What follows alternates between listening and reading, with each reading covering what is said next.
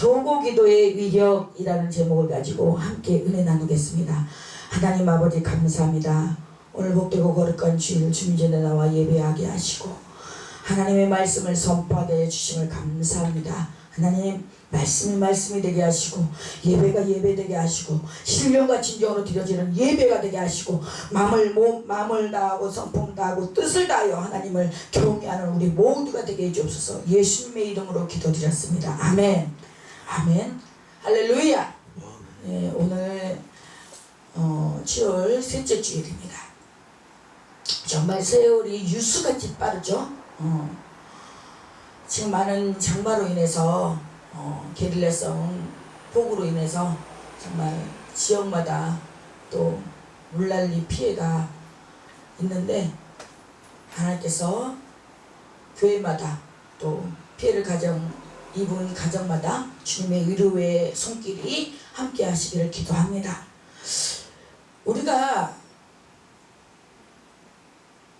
누군가를 위해서 촛불을 밝히고 누군가를 위해서 나 아닌 상대방을 위해서 한다는 게 굉장히 아버지의 마음과 아버지의 사랑이 아버지의 은혜가 있지 않으면 그렇게 하기가 쉽지가 않아요. 요즘 이 현대 시대는 자기밖에 모르는 사람이 모르는 게 허다하잖아요. 자기 교회, 본인 교회, 자기 자녀들, 자기 가족, 응? 나 이기주의로 나 중심 시대로 살아가고 있어요. 나밖에 모르는 나. 그런데 응? 오늘 이 성경 사도행전 12장 1절에서 12절에는 이 도구 기도를 함으로써 얼마나 하나님의 살아계심을 경험하고 하나님의 나타내심을 하나님이 행하시는 일들을 볼 수 있는 저와 여러분들이 되시길 예수님의 이름으로 축원합니다. 아멘. 그런 말이 있죠.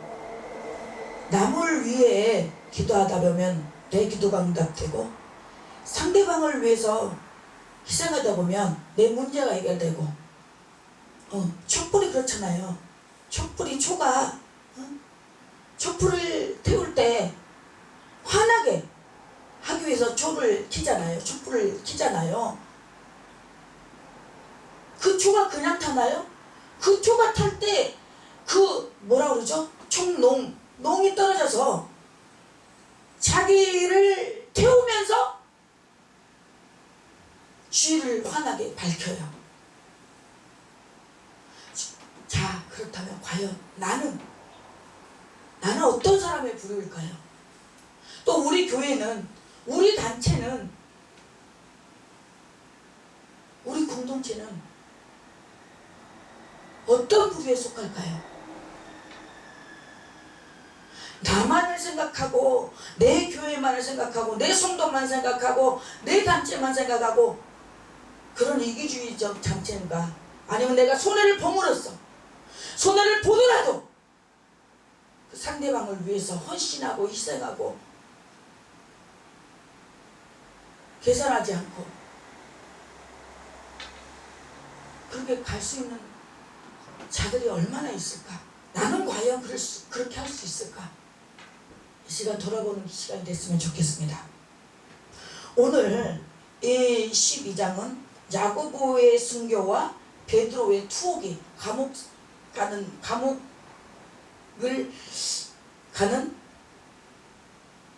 그런 내용이 나옵니다. 복음 확산에 따라 핍박도 극심해졌음을 보여주는 헤롯의 교회 탄압 내용인데요. 이 일로 야고보가 순교하고 베드로는 투옥됐다가 그리스도인들의 교회의 도구로 구출돼요. 우리가 오늘 이 말씀을 보다 보면요, 진짜 하나님께서 역사하심을 보게 됩니다. 그래서 우리는 이 살아있는 하나님의 말씀, 어디 가서 어디 가서 하나님 막 보았네 들었네 뛰었네 막 그런 거 찾지 말고 우리는 하나님 이 말씀 요한복음 1장 1장에 말씀이 곧 하나님이라고 있어요. 말씀 하나님을 찾으려고 하면 이 말씀을 보면 돼요. 말씀은 믿어지지 않습니까? 믿음을 달라고 기도하세요. 믿음 없는 것을 회개하십시오. 그래서 은사 중에 믿음의 은사도 있어요. 구해야 돼요. 은사도 구해야 됩니다. 오늘 12절 1절 보니까 그때에 헤롯 왕이 손을 들어 교회 중에서 몇 사람을 헤아려 하여 이 그때에는 헤롯 왕이 통치하던 시기고 바나바와 사울이 구조를 전하기 위해 예루살렘에 방문하기 이전으로 보입니다. 그래서 이 헤롯 왕은 헤롯 대왕의 손자인 아그리빠 1세예요.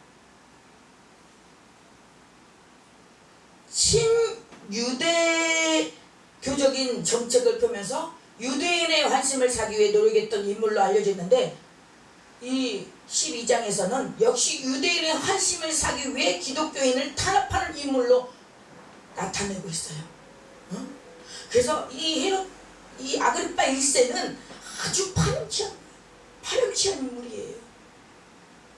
자기의 명예야 야망을 위해서라면 어떤 것도 다른 사람은 안중에도 없고 그냥 그 유대인들 환심을 사서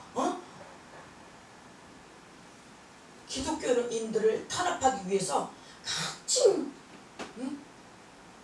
모략과 중상 모략과 공모술수를 꿰내고 꼼수를 부리고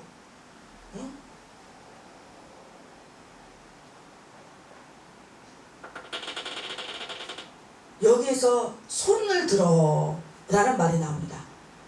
손을 들어. 그때 헤롯왕이 손을 들어 여기에서 헤롯에 의하여 기독교 교회가 박해가 시작되고 있음을 나타내는 문학적 표현으로서 박해에 대한 헤롯의 직접적인 개입을 나타내고 있어요. 그래서 여기는 공동 번역을 보면은 박해의 손을 뻗쳐 라고 볼 수가 있어요. 박해의 손을 뻗쳐. 그래서 우리는 이 생각을 정말 잘해야 돼요. 우리가 생각을 어떻게 가지느냐에 따라서 의인의 줄에 설 수 있고요, 악인의 줄에 설 수가 있어요.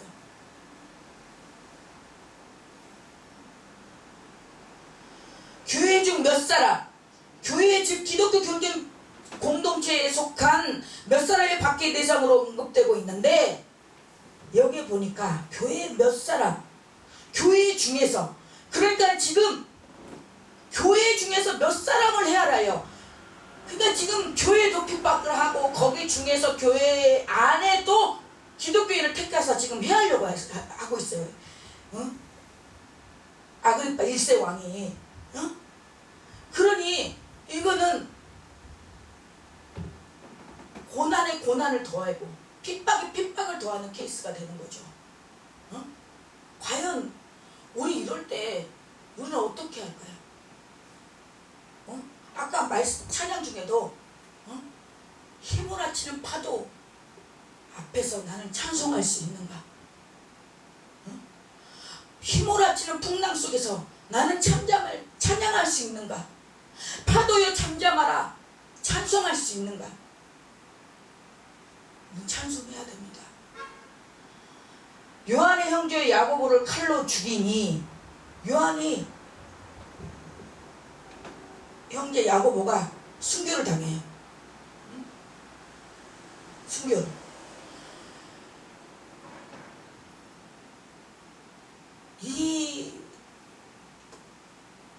해야 한다는 거예요.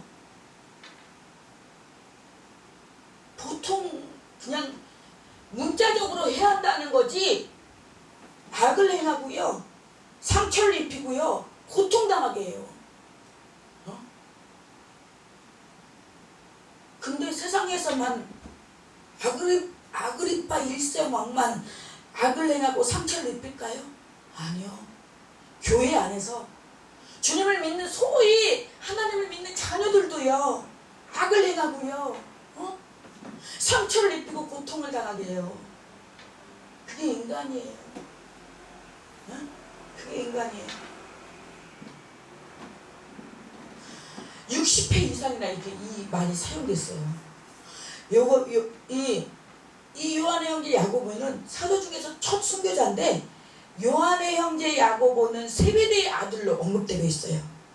그래서 그의 아버지는 어부이고 선주였던 것으로 보이고, 제자들 중에서 베드로와 요한과 함께 3명의 수제자 중에 한 사람이었어요.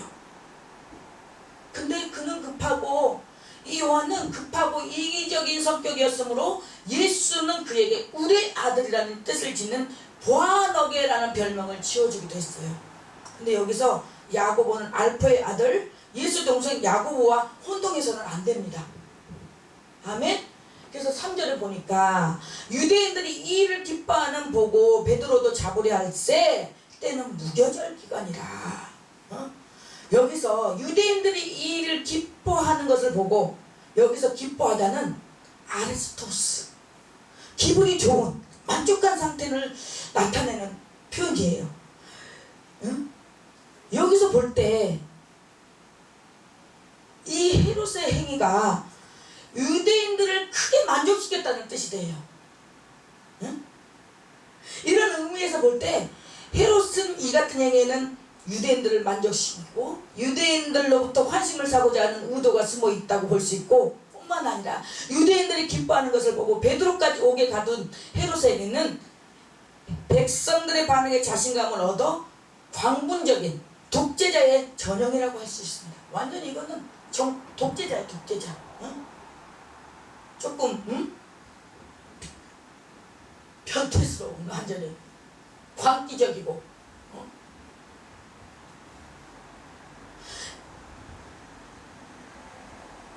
그런 헤롯의 그 시대에 헤롯이 하는 행동을 보면 도저히 그 사람은 예수를 믿는다고, 예수를 믿기는커녕 예수의 예자도 모르는 사람이라고 볼 수가 있죠. 잡으려 할세.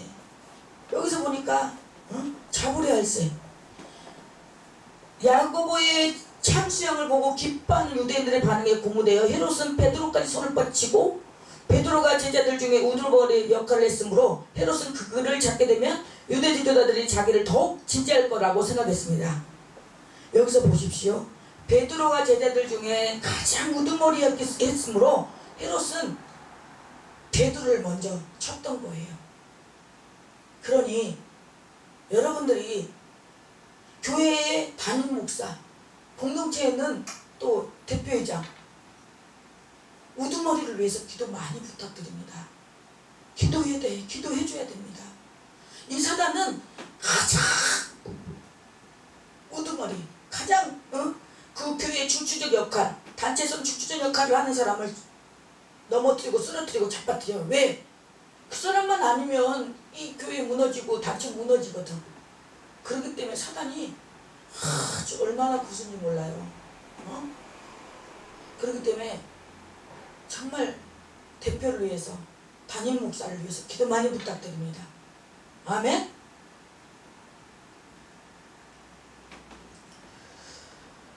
추가하여 체포하다. 헤롯이 야고보를 죽이는데 그치지 않고 또다시 베드로를 체포해야 했다는 의미를 강조되고, 여기서 때는 무교절이라, 그때 당시 무교절이기 때문에 명절이었어요. 유월절 식사로 제한한다면 군사들이 베드로를 유월절이 지난 후에 백성들에게 내어놓자는 이야기를 했다는 점에서 베드로의 세포 시점은 유월절이 시작되는 시점을 전후한 것으로 보이는데, 요때 이렇게 명절날 무교절이라는 기간에 하면은 사람들이 더 많이 모이잖아. 그러니까 이 헤롯 왕이 그때 머리를 쓴 거예요. 강교하게, 교묘하게.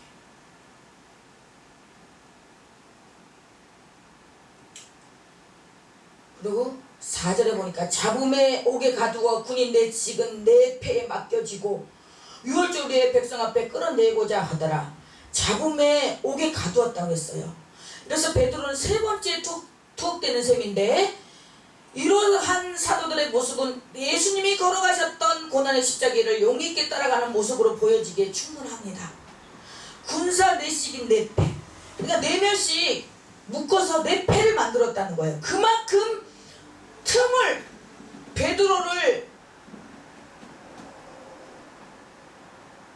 지키기 위해서, 베드로를 감시하기 위해서 그만큼 철저하게 준비를 했다는 거예요. 4명씩 4패로 틈을 안 준 거예요.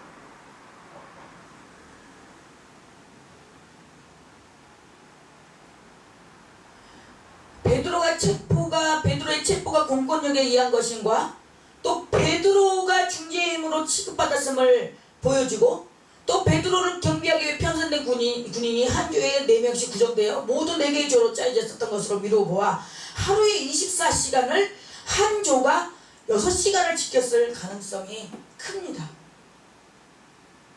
그러면 그만큼 있잖아요, 아주 디테일하게, 아주 짜임새 있게, 아주 체계적으로 감시를 했다는 거예요. 그러니까 유월절 후에 베드로를 백성 앞에서 공개 재판하기로 작정된 날로 언급된 유월절 축제는 누가복음 22장 1절에서 언급된 바처럼 무교절과 동일시되어 무교병을 먹는 일주일 기간을 가리키고 있습니다.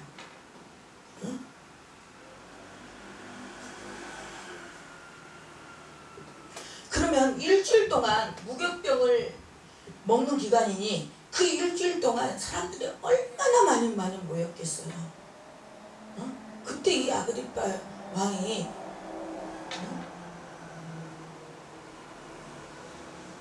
그리스도를 핍박하기 시작한 거예요. 핍박한 거예요.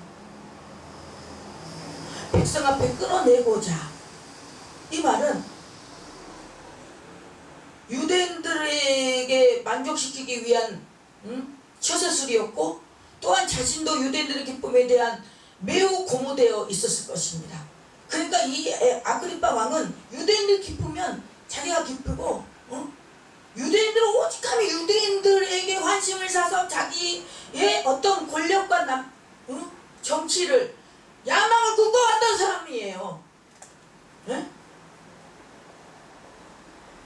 헤롯은 정치적 지지 기반을 확고히 하기 위해 베드로를 체포하고 체포를 선전하라고 이용하려 했을 것입니다. 5절에 보니까 이에 베드로는 옥에 갇혔고 교회는 그를 위하여 간절히 하나님께 기도하더라. 이미 이제 베드로는 옥에 갇혔어요. 갇혔다는 것은 자유가 상실되고 어떤 모든 것들이 상실되고 권리가 없는 거예요. 자기 주장을 못하는 거예요. 근데 이 베드로를 위해서 교회는 그를 위하여, 베드로를 위해서 간절히 하나님께 빌더라, 기도하더라, 간절히 하나님께 기도하더라 했어요. 그렇습니다. 교회가 정말 교회가 뭘 것 같아요? 교회가 해야 할 일이 뭘까요? 아니에요. 꼭 기도만 하고, 기도도 해야 되죠. 근데 교회가 해야 되는 것은 정말로 중보기도 해야 돼요. 도보기도 해야 돼요. 이 나라 민족을 위해서, 한국교회를 위해서, 이 나라 이종자들을 위해서, 높은 지위에 있는 사람들을 위해서 기도해야 돼요. 한국교회를 위해서.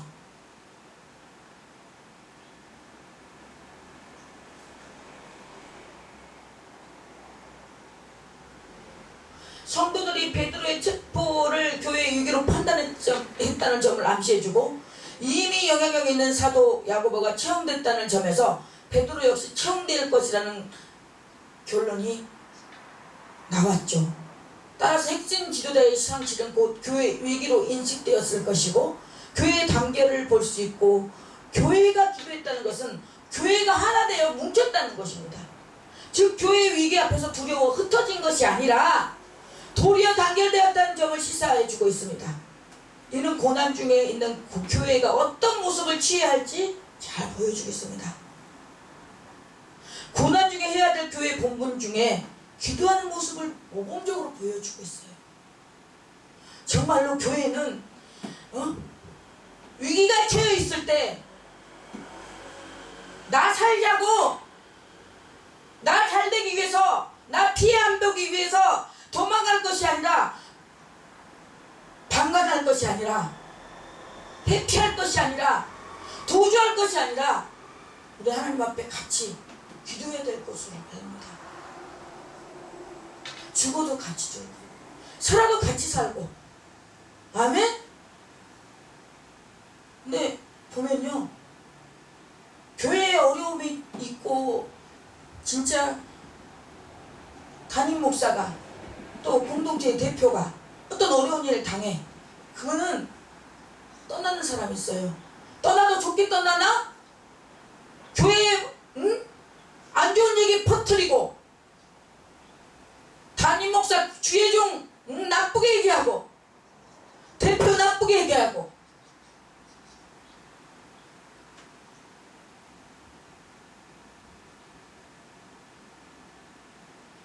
하나님 보시기에 좋아하실까요?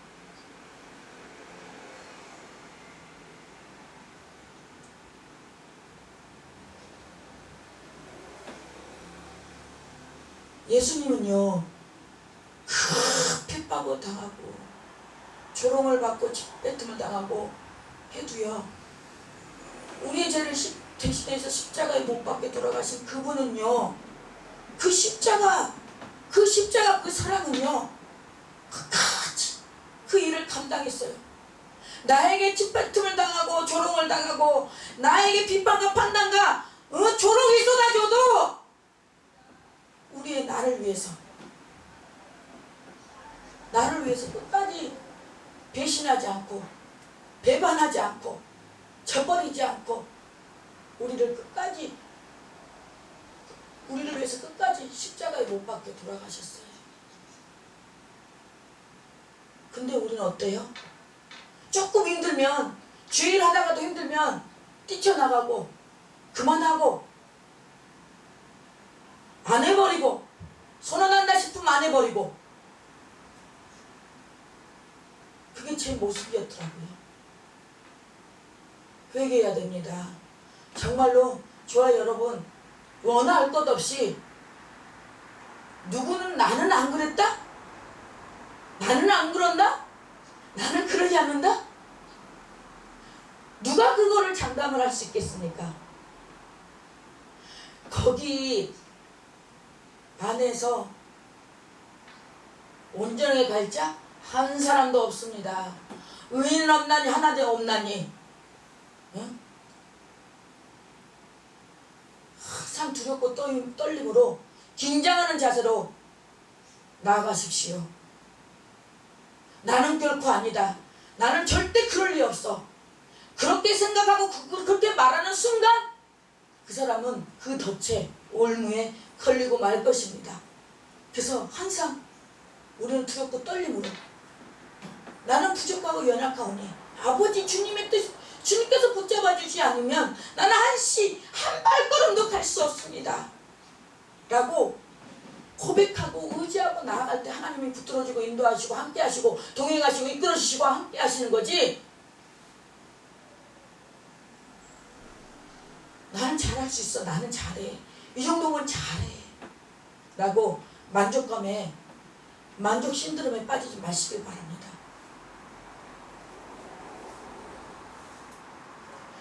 기도하는 교회의 모습은 베드로에 관한 이야기에 기적적 사실과 같은 깊은 관계를 갖는데, 즉 교회의 기도는 기도로 끝난 것이 아니라 베드로를 구출하는 하나님의 능력으로 나타냈음을 보여주고, 따라서 교회 단결과 기도하는 힘은 하나님의 역사와 능력이 나타나는 근본적인 동기가 되어주고 있음을 보여주고 있습니다. 응? 우리는 하나가 돼야 돼요. 같은 뜻, 같은 생각, 같은 마음으로 하나가 돼야 돼요. 그래서 우리가 어떤 연합상회를 가든 회의 선교를 하든 국내 부흥회를 하든 우리가 단합돼 갖고 하나가 돼서 기도하지 않으면 마귀는 틈탄다고요. 같은 말을 하고 같은 생각으로 나는 꽃 얘기하고 있는데 딴 사람은 나무 얘기하고 있네. 그러면 안 된다는 거예요. 지금 우리 단체가, 우리 교회가 추구하고자 하는 것이 무엇인지 얼른 캐치하고 분별하고 구별해서 그거에 맞게 포커스를 맞춰서 같이 움직여야지. 따로 못 가. 너 따로 나 따로. 자꾸 무슨 역사가 일어나겠어요. 우리가 하나가 안 되는데. 우리가 하나가 안 되는데 무슨 역사가 일어나겠냐고요.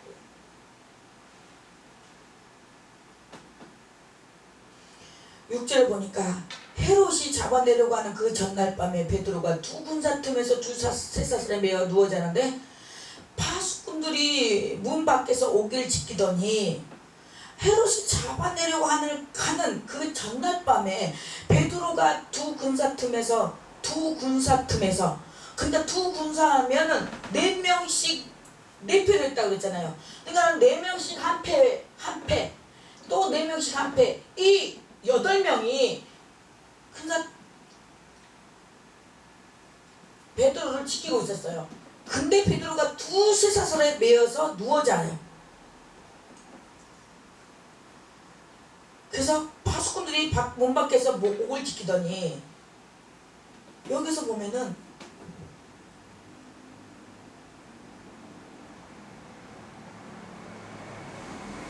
이 옥에 갇힌 베드로의 모습에서 두 가지의 모습이 의도가 나타나는데, 옥에 갇힌 베드로의 상황이 탈출이나 구출을 엄두도 못 낼 만큼 삼엄하고 철저하게 감시당하고 있음을 말해주고 있고, 베드로의 양옆에 쇠사슬이 채워져 있고 병사 2명이 그를 지키고 있었다는 장면, 도저히 베드로가 살아날 가능성이 없는 절박한 상황임을 우리가 볼 수 있습니다. 그렇게 함으로써 누가는 베드로도 자신도 탈출할 의도가 이미 이제 탈출할 의도가 없었다는 것을 그가 잠자고 있었다는 사실을 잘 알고 있었습니다. 그래서 이같이 전체하면서 베드로의 침착성과 경건성이 강조될 수도 있고, 베드로를 탈출시킨 하나님의 능력에 두고 있습니다.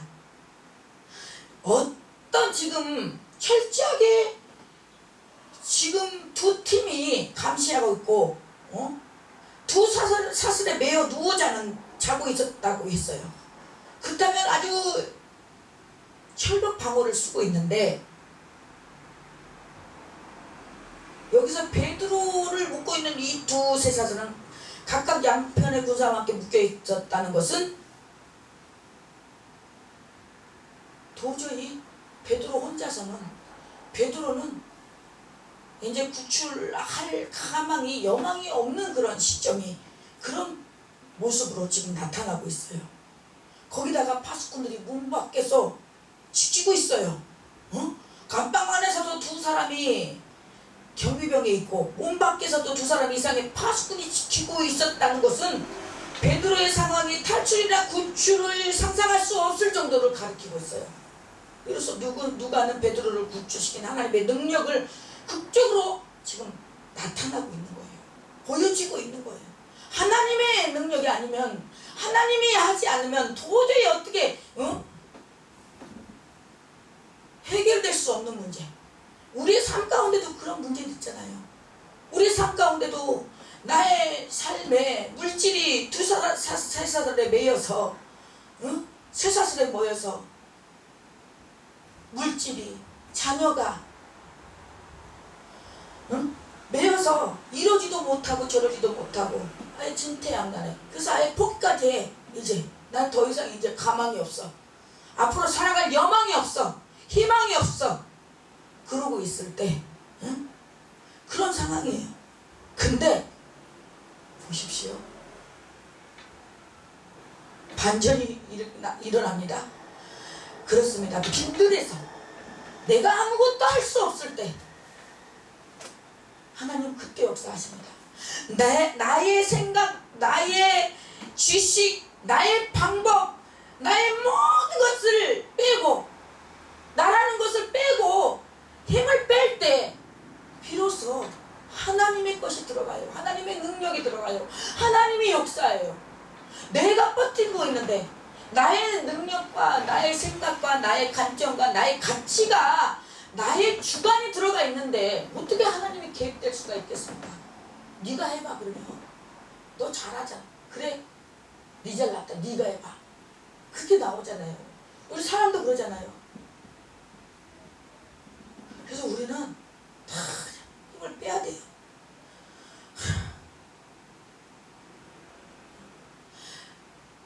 근데 해보지도 않고 포기하는 건 안 돼요. 우리가 정말 할 거 기도하고, 내가 내 방법, 인간의 방법으로, 인간이 해야 될 것은, 내가 해야 될 것은 하고 난 다음에 해야지. 그냥 나는 그냥 아무것도 하지 않으면서 하나님 하십시오, 해주십시오, 도와주십시오 하고 감나무에 감 떨어지기만을 기다린다면 그건 어불성설이죠.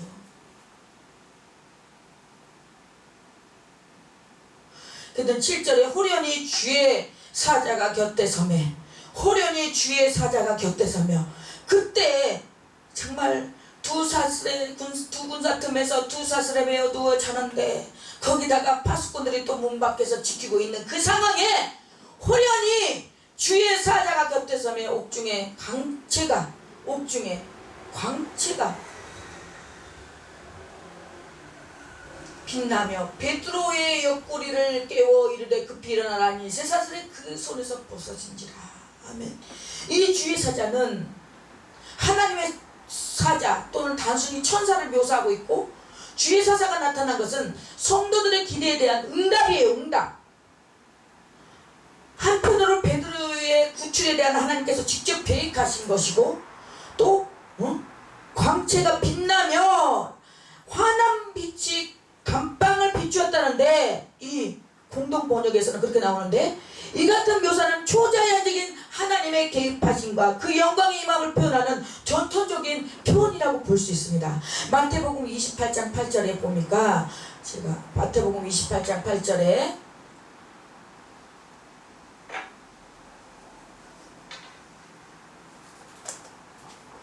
마태복음 28장 8절에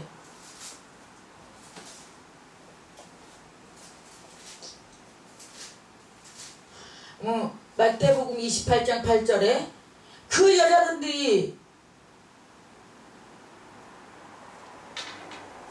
무서움과 큰 금표로 빨리 무덤을 떠나 제자들에게 알리려고 다른질 알세. 또 누가복음 시간상 그렇게 이 환한 빛은 예수 그리스도를 나타내요. 그 감방은 어두웠잖아요. 어두울 뿐만 아니라 그 감옥은 정말로 알다시피 자유가 없잖아요. 자유도 없고 탁탁하고 얼마나 분위기가 그래요. 근데 거기에 환한 빛이 들어갔다는 거예요. 그렇습니다. 우리의 삶에도, 내 인생에도, 우리의 삶 가운데도, 문제 가운데도 예수님이 들어오면, 예수 그리스도이신 환한 빛이 들어오면 어둠은 몰라가는 줄로 믿습니다.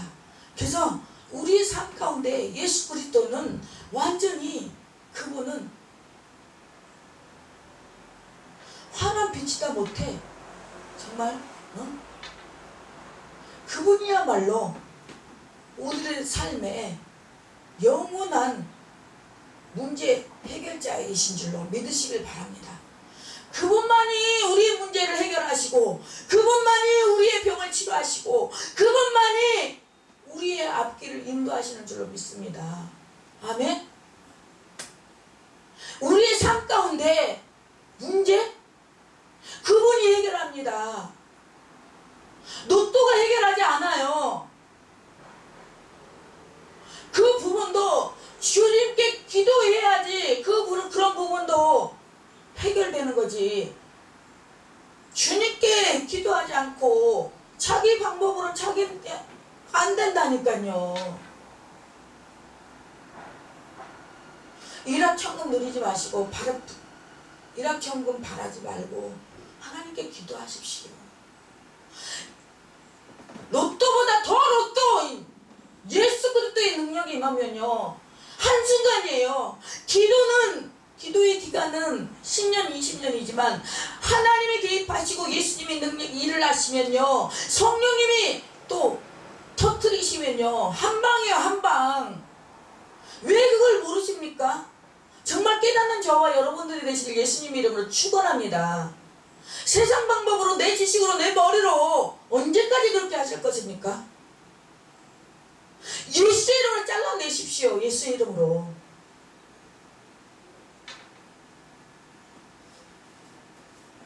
여기서 보니까 베드로의 옆구리를 쳤다고 했어요. 천사는 베드로를 깨우기 위해서 수단으로 베드로의 옆구리를 쳤는데 여기서 사용된 헬라어 파타소는 친다, 때린다, 때려 눕힌다 또는 죽인다는 뜻으로 사용되는 단어입니다. 그래서 하나님이 예수님이 성령님이 이래도 모르면 쳐요. 이래도 하나님의 뜻을 모르고 내가 가야 할 길을 모르고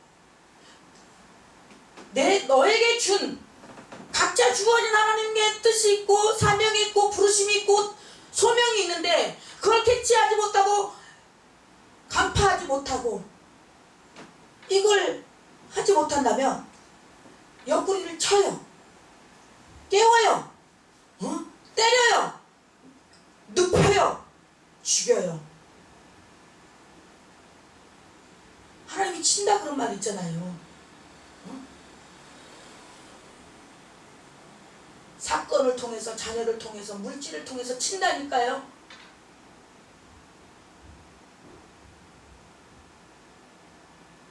그래서 천사가 베드로에게 세찬 충격을 준 인상을 주고 있고 베드로가 깊은 잠에 빠졌다는 사실을 간접적으로 보여주고 있습니다. 8절에 천사가 이르되 띠를 띠고 신을 신으라 하거늘 베드로가 그대로 하니 천사가 또 이르되 걷어들이고 따라오라 한대. 띠를 띠고 신을 신으라 하거늘 여기서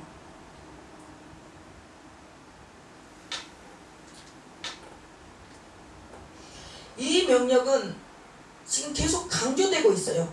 지금 7절에도 보니까 옆구리를 쳐서 깨웠죠. 또 여기서 보니까 8절에 보니까 신으라 이르되 천사가 이르되 띠를 띠고 신을 신으라. 베드로가 그대로 하니 천사가 또 이르되 걷어들이고 따라오라. 거의 지금 성령님의 인도함을 받고 있는 거예요. 천사의 인도함을 받고 있는 거예요. 그랬더니 베드로가 그대로 했어요. 즉 다시 말해서 이 명령은 계속 강조되고 있는 사실, 즉 베드로 자신은 탈출하려고 하는 마음이 없었다는 사실이에요. 그럼에도 불구하고 하나님은 천사를 통해서 옆구리를 쳐서라도 때려서라도 죽여서라도 살려내는 거예요. 구출해내잖아요. 이만큼 이렇게 하나님의 그 사랑 느껴지십니까? 베드로에게만 해당되는 말입니까? 아닙니다. 각자 해당되는 말씀입니다. 베드로가 허리띠를 풀고 신까지 벗어놓았다는 점에서 당시의 복장은 반드시 허리띠를 띄어야만 걸을 수 있었어요. 그리고 신은 나무나 가죽으로 밑바닥을 만들어 가죽끈을 이용해서 발목을 매는 것이었으므로 벗었다가 신는데 시간이 소요돼요. 우리가 운동화 신발끈 넣어서 운동화끈 매는데 조금 시간이 걸리잖아. 그래서 어떤 사람들은 그냥 막 운동화끈 풀려진 대로 다니는 사람들도 있잖아요. 그런 것처럼 이만큼 편안한 상태에서 쉬고 있었어요. 응? 여기서 천사의 일반적인 지시에 따라 움직이는 베드로의 모습은 전적으로 하나님에 의해서 베드로의 왜 구출이 개혁됨을 알 수가 있고, 또 그만큼 베드로는 하나님을 전적으로 믿었어요. 어? 믿었어요. 베드로전서 5장 17절에 보니까 너희 염려를 주께 맡겨라. 이는 그가 너희를 돌보심이라. 우리 염려, 근심, 걱정 달고 달지 마세요. 그 예수를 뭐하러 믿으래요? 네? 염려하고 불안하고 초조하고 두려울 것 같으면 우리가 예수를 왜 믿느냐고요.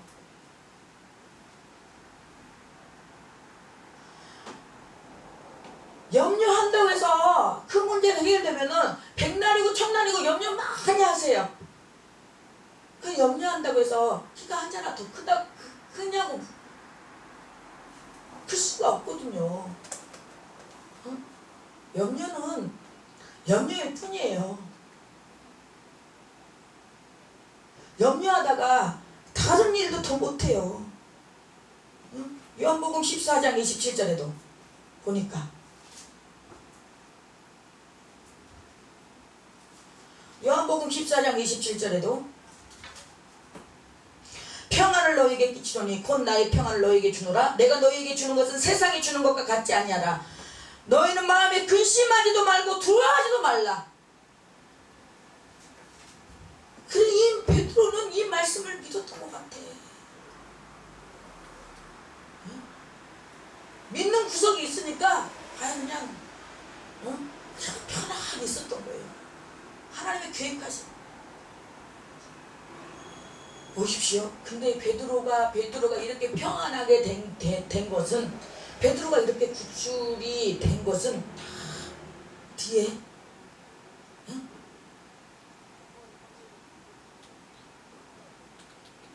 스펙이 있는 거예요. 서포트하는 사람이 있었던 거예요. 무엇으로요? 기도로. 9절에 보십시오.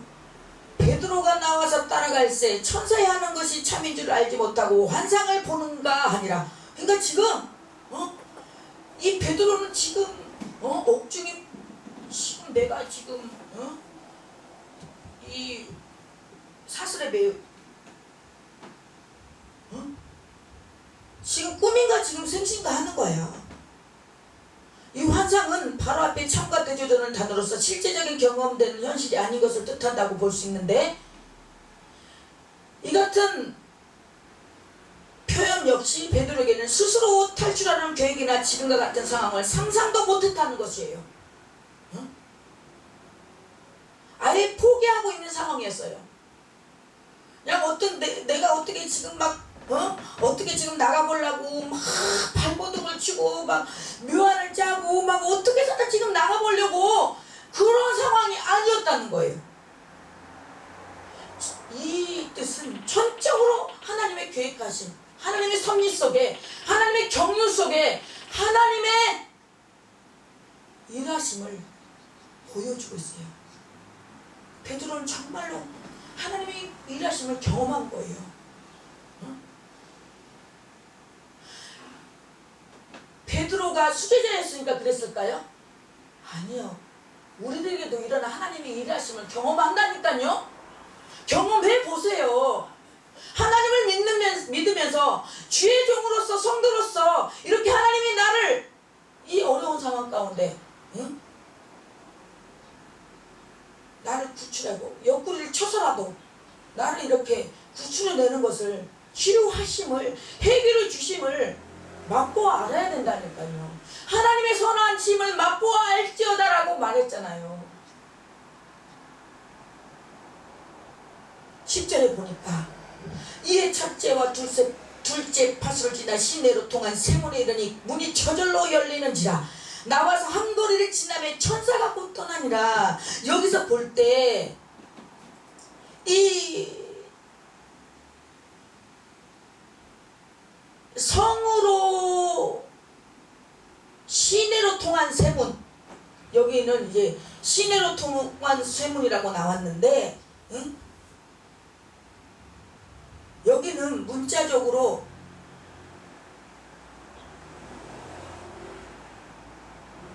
이 성으로 통한다는 것은 거리로 통한다는 것이 아니라, 거리로 통하는 철문이 아니라 여기서 보니까 시내로 통한 세문이라고 했어요.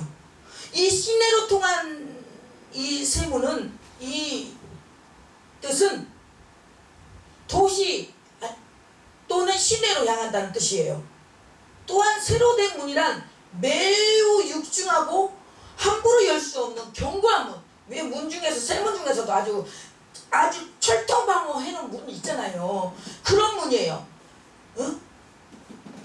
근데 그 문이 저절로 열렸대요. 우리가 이 말은 얼마나 소망적이고 희망적인 말이에요. 진짜 육중하고 철통방어 같은 함부로 열 수 없는 우리 견고한 문제, 견고한 사건, 견고한 환난, 고통도 하나님이 열면 열어요. 하나님이 하셔야 돼요. 하나님이 열리니까 저절로 열렸다고 했잖아요. 저절로 열렸다고 했잖아요. 저절로 열리는지라. 나와서 한 거리를 지나며 천사가 곧 떠나더라. 응? 그리고 헤롯이 베드로를 성중에서 가장 견고한 감옥에 감금했을 것도 우리는 볼 수가 있어요. 그래서 11절에 이에 베드로가 정신이 나서 가로되 이르되 내가 이제 참으로 주께서 그의 천사를 보내어 나를 헤롯의 성과 유대 백성의 모든 기대에서 벗어나게 하신 줄 알겠노라 하여.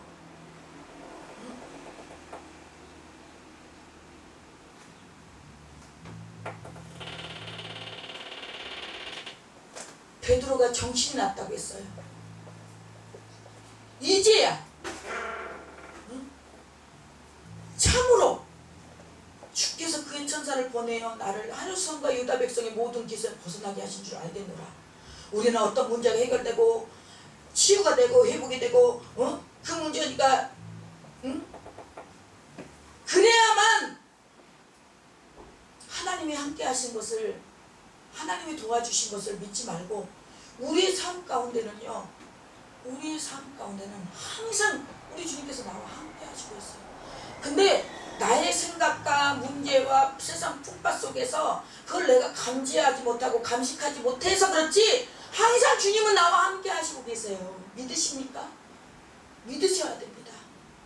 내가 길을 갈 때도, 내가 잠잘 때도, 내가 밥 먹을 때도 우리 주님은 나를 항상 일거수일투족을 동행하시고 감시하시고 함께 하시고 믿으셔야 돼요. 얼마나 벅찹니까? 너무 감사하지 않아요? 마지막으로 12절에 깨달았어요. 이제 베드로가 깨닫고 마가라는 요한의 어머니 마리아의 집에 가니 여러 사람이 거기에 모여 기도하고 있더라. 여기서 이제 중요한 클라이막스가 나옵니다. 마가라는 요한의 어머니 마리아, 베드로가 감옥으로부터 구출되어 처음으로 찾아간 집을 언급하고 있는 이 본문은 마리아에게 강조점이 있는 게 아니라 마가라는 요한에게 강조점이 있는 것 같습니다. 그 이유는 요한의 이름이 당시 족자들에게 지명도가 높은 이름이었기 때문에 짐작되고, 마가 요한은 바나바의 생질이며 바울과 바나바의 보조자이며 마가복음의 저자로 알려져 있지만 한편 마가는 로마식 이름이고 요한의 유대식 이름이고 바울의 로마식 이름이고 바울이 로마식 이름이고 사울이 유대식 이름인 것 같이 동일해요. 그는 바울이 제1체 여행 때 바나바와 바울이 동행했는데 1차 여행 때 그 동행에 관한 문제 때문에 바나바와 바울과 갈라서게 되기도 하는 내용이 나옵니다. 그래서 다락방이 본문과 동일한 장소라고 볼 수 있으며 이곳에서 제자들이 수시로 모였던 것 같아요. 근데 그곳에서 여러 사람이 모여 기도하더라. 5절에서 언급되었듯이 5절에 이에 베드로는 어깨에 갇혔고 교회는 그를 위하여 간절히 하나님께 기도하였더라. 성도들은 베드로가 체포된 후 하나님께 간절히 기도했고 그들의 기도는 베드로가 구출되어 올 때까지 계속되었어요. 우리는 기도를 해놓고요. 기도를 하면요. 안 이루어지면 중간에 포기해요. 중간 결산을 해요. 나는 안 되나 보다. 근데 우리 해결될 때까지 응답될 때까지 풀려질 때까지 기도하시길 바랍니다. 신을 빼야 돼요. 신을. 그래서 우리 예림교회가 우리 니에미아 부흥사회가 정말 헬라파, 유대파, 쪽파, 대파, 쉴파가 모인 자들이 아니고 정말 불파들, 기도파들, 예수파들, 말씀파들, 성령파들, 전도파들 그런 자들이 모여서 정말 함께 이 나라 민족을 위해서 한국교회를 위해서 각자 서로를 위해서 기도해주고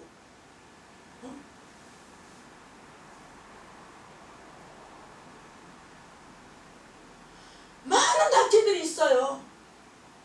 왜 그렇게 남 단체 잘 되는 꼬라지를 못 보는지 몰라. 잘 되면 응원해주고 서로 같이 기도해주고 저는 그래요. 하나님 많은 우리 한국교회 봉사단체, 선교단체 있는데 그 단체들이 정말 하나님의 뜻을 위하는 단체, 하나님의 기쁨이 되고 영혼 살리고 복음 전하고 하나님께 영광 돌리는 단체들이 되게 해달라고 저는 그렇게 기도하고 있습니다.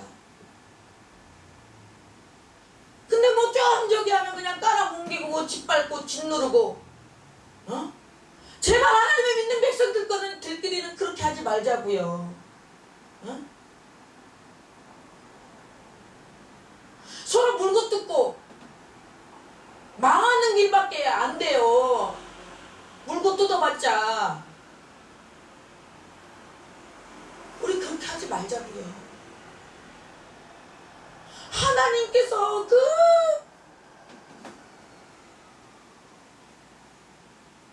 죽음도 보통 죽음입니까? 값싼 복음입니까? 예수 그리스도의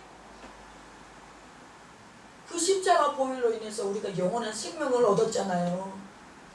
그래서 하나님의 속한 하나님의 다 백성들이고 형제 자매잖아요. 주 안에서는 다 형제 자매예요. 형제 자매면 서로 잘 되기를 바라고 응원하고 누가 뭐 좀 어렵다 그러면 같이 기도해주고 그게 하나님이 기뻐하시지 않을까요? 그게 하나님이 원하시는 거 아닐까요?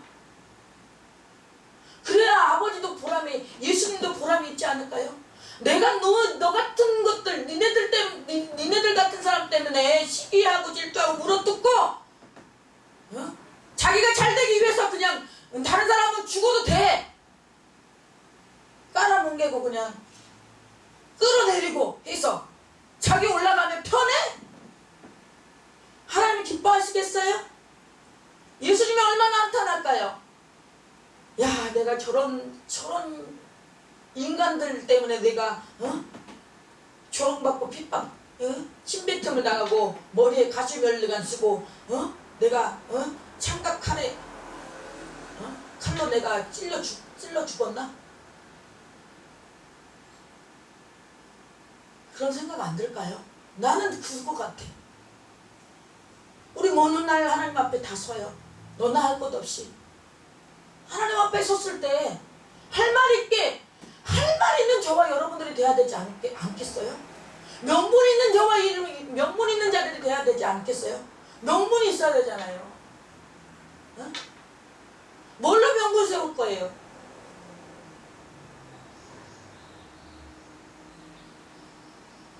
믿음이라도 보이세요. 믿음이라도. 하나님, 나 하나님, 나 정말 저게던데, 나 하나님 의지하고 하나님만 바라보고 하나님만 기도했을 때 하나님이 이렇게 하신 걸 우리는 산 증인이 돼야 돼요. 예수의 증인이 돼야 돼요. 예수님을 만난 증인이 돼야 돼요. 그럼 내가 경험하지 않고 어떻게 내가 증인이 될 수 있어요? 내가 체험하지 않고 어떻게 증인이 될 수 있냐고요. 아멘이십니까? 그래서 우리는, 저와 여러분은 정말로 응답될 때까지 철저한 기도파들이 되시기 바랍니다. 그래서 이 나라 민족을 살리고 한국교회를 살리고, 나 한 사람쯤이야 그렇게 생각하지 마시고, 나 한 사람으로 인해서, 내 한 사람으로 인하여서 한국교회가 변화되고, 한국교회가 바로 세워지고, 주의 종들이 바로 세워지고, 나부터 모든 것을 나로부터 시작되어야 된 줄로 믿습니다. 그래서 그 거룩한, 정말 이제 주님 다시 오실 날 멀지 않았어요. 우리가 이제 거룩한 신부로서 표면적으로 우리가 신부단장할 것이 아니라 외면적으로도 이면적으로도 신부단장을 해야 되지 않겠어요? 정말 이 죄가 죄인지도 모르는 이 난무한 이 시대에 정말 누구 볼 곳 없어. 누구 교회 말할 곳 없어. 내 교회만이라도, 나 한 사람이라도, 나라도 주의 말씀에 복종해서 순종하여 주님의 뜻대로 살아가기를 몸부림치고 주님의 권능으로, 능력으로 나아갈 때 성령의 충만함을 입어 성령의 권능으로 이 모든 일을 감당해 되실 줄 예수님 이름으로 축원합니다. 축원합니다. 축원합니다. 아멘. 할렐루야.